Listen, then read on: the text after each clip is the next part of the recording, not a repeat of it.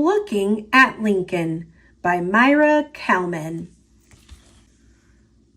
One day, while walking through the park on my way to breakfast, I saw a very tall man. He reminded me of someone, but I could not think who.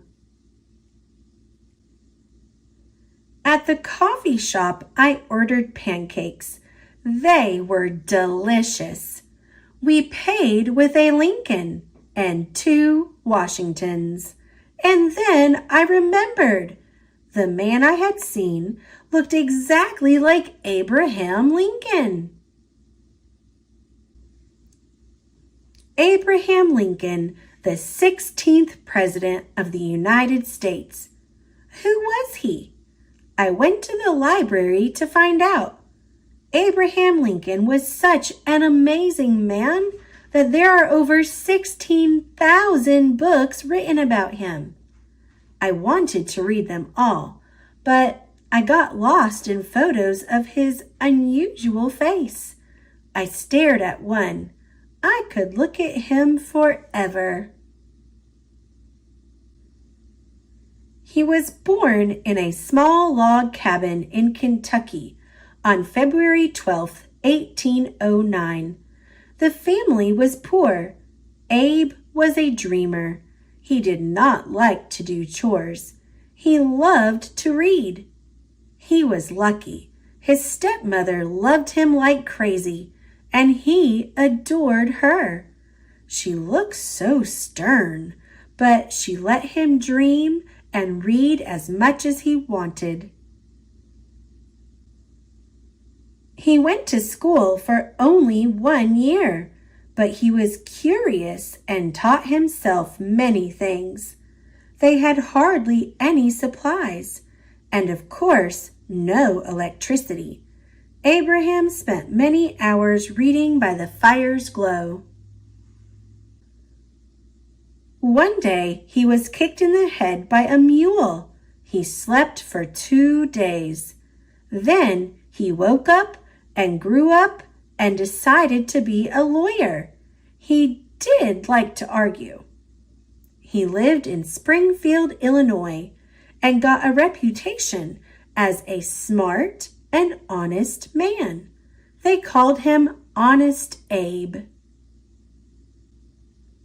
He had a family that he loved very much. His wife, Mary, who was very short, and 4 sons. They laughed and had lots of friends and even ran around a little wild. I wonder if Mary and Abraham had nicknames for each other. Did she call him Linky? Did he call her Little Plumpy? Maybe.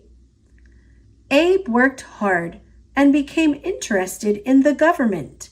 He decided he would run for president, and on March 4th, 1861, he was inaugurated President of the United States.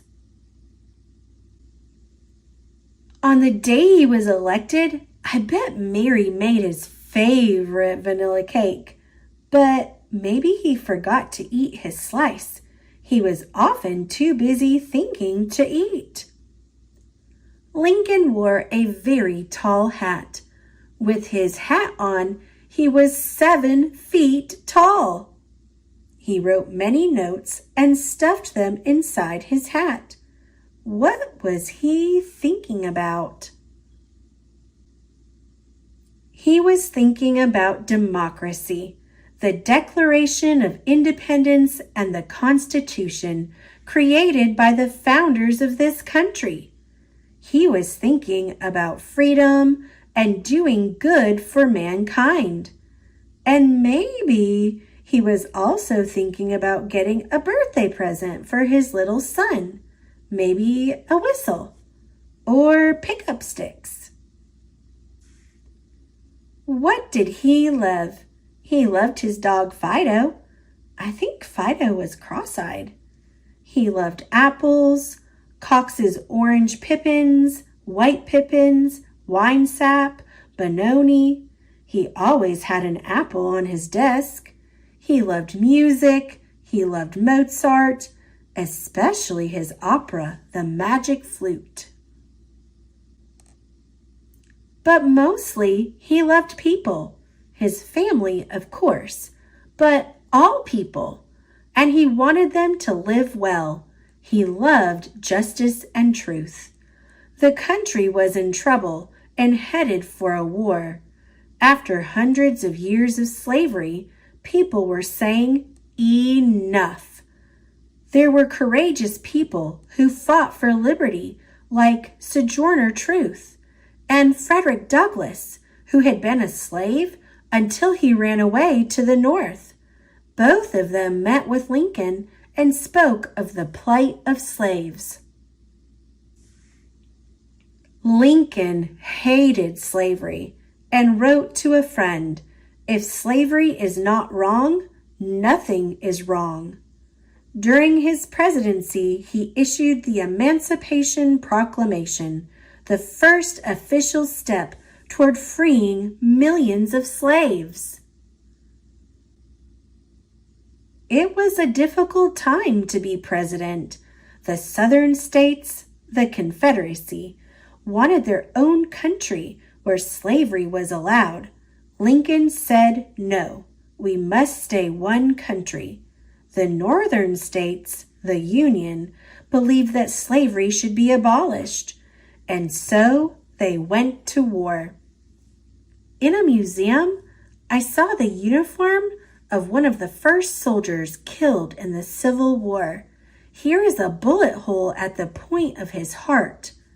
There were 14 brass buttons on the front of his tunic. One was shot away. 13 brass buttons remain. The soldier's name was Elmer Ephraim Ellsworth. Terrible things happen in a war. The Civil War ground on. Lincoln went to Gettysburg, Pennsylvania, the site of a big battle. Thousands of soldiers were buried there, many with just a number on their grave. On that sad land, Lincoln gave one of history's greatest speeches, the Gettysburg Address.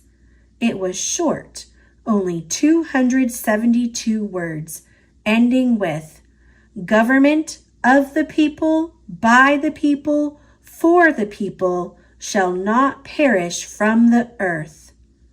The war finally ended in 1865.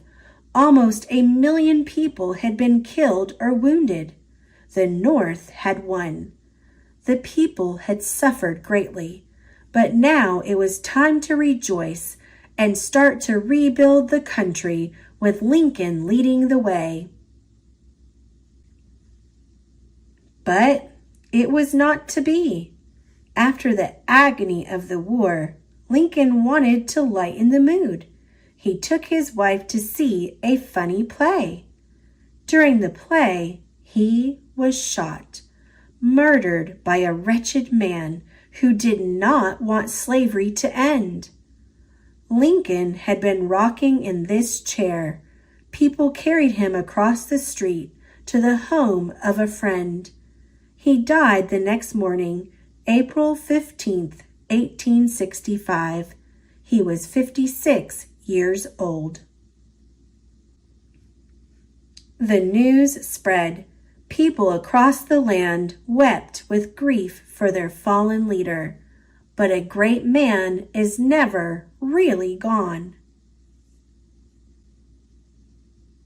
Abraham Lincoln will live forever. And if you go to Washington, D.C. in the spring, you can walk through the cherry blossoms and visit him. At his memorial, you can read the words he wrote near the end of the war. "With malice toward none, with charity for all." And you can look into his beautiful eyes. Just look.